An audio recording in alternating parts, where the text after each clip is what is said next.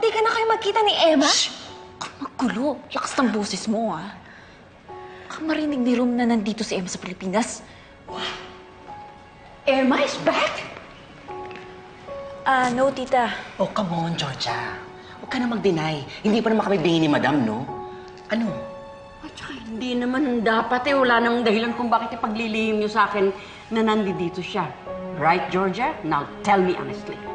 Nandito ba si Emma? Di lang yun, pregi pa. Uy! Pregnant si Emma? Oh my God, don't tell me. Kanino anak yun? Kay Rom? Ay, hindi. Don't worry. Hindi si Rom yung tatay ng bata. Nakausap ko si Angelo. Siya ang ama ng dinadala ni Emma. Ay, naku, salamat. Hindi makukurta ang utak ng anak ko tungkol sa babaeng yan. Pero tita, hindi dapat tumalaman ni Roma.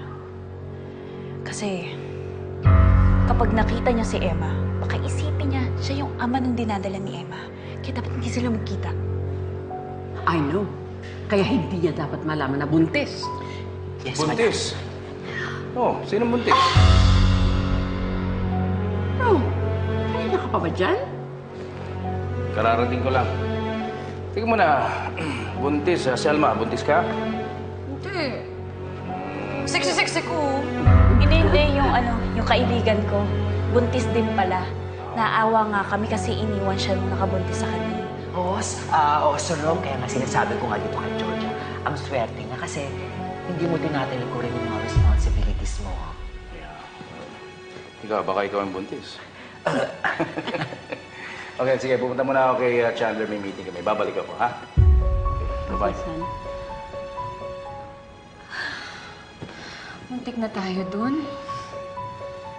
From now on, hindi natin dapat pag-usapan si Emma dito o kahit sino mang konektado sa kanya.